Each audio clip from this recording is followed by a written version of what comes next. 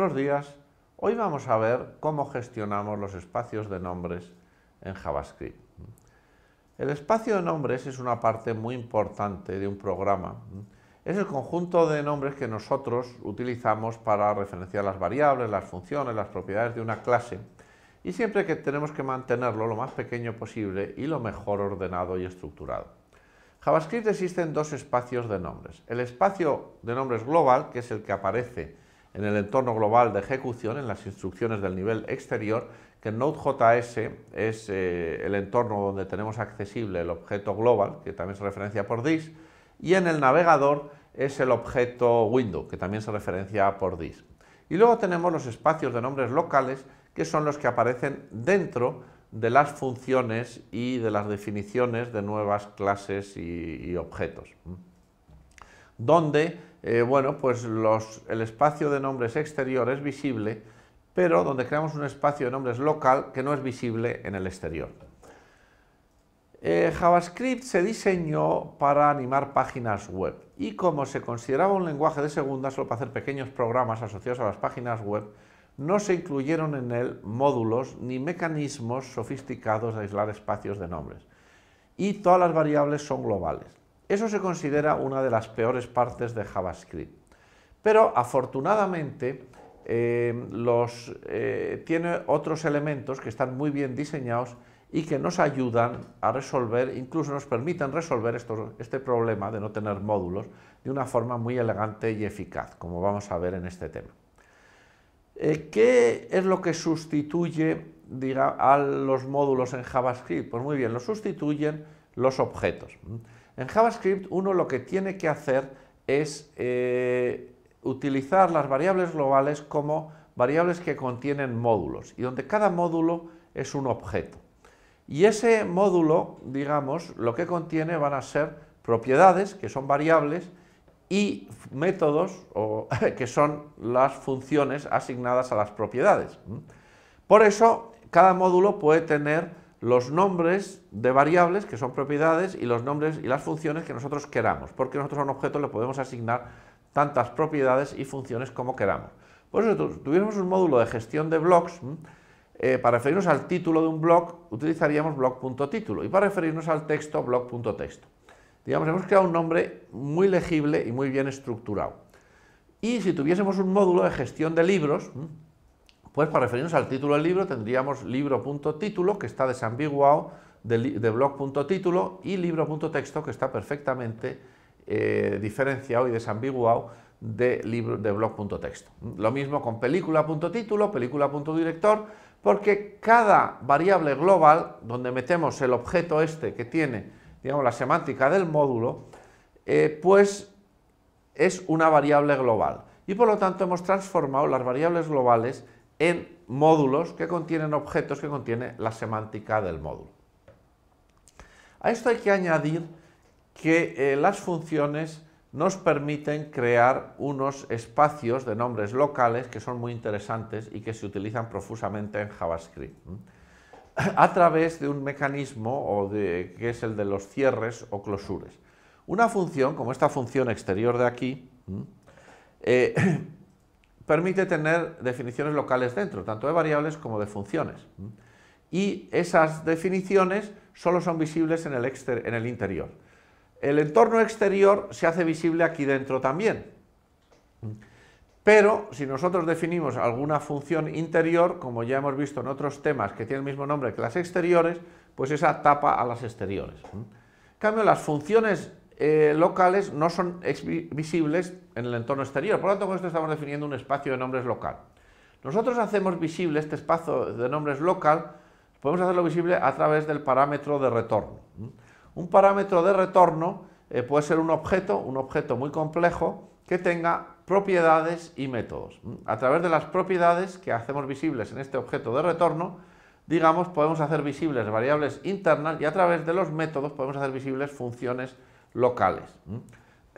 Entonces, con ese objeto tenemos la capacidad de definir una interfaz que con toda precisión nos permite decir qué queremos hacer visible de la parte interior y qué no queremos hacer visible. Por eso, pues gracias a estos cierres o closures podemos tener módulos, que como veremos se van a utilizar bastante excesivamente en programas que tienen cierto tamaño en JavaScript. Para entender bien cómo funcionan estos módulos hay que entender que las variables locales de un cierre siguen existiendo si existen referencias a ellas, aunque la función del cierre haya finalizado su ejecución. Por eso, digamos, un cierre permite crear un objeto que es independiente de los demás que se crean con él en cada invocación diferente. Esto es lo que se denomina una factoría de objetos en patrones de programación. Una función que cada vez que la invocamos nos devuelve un objeto que va a ser independiente de los que se creen cuando la invoquemos en invocaciones subsiguientes. Cada objeto tiene sus propias variables y funciones y su propia interfaz de acceso y por lo tanto se puede utilizar exactamente igual que los objetos que tienen sus variables, que son las propiedades del objeto, y sus métodos, que son los métodos del objeto. Estos objetos son simplemente los parámetros de retorno que devuelve la invocación de esta función, que son objetos que tienen toda la función, digamos, de lo que se haya definido aquí.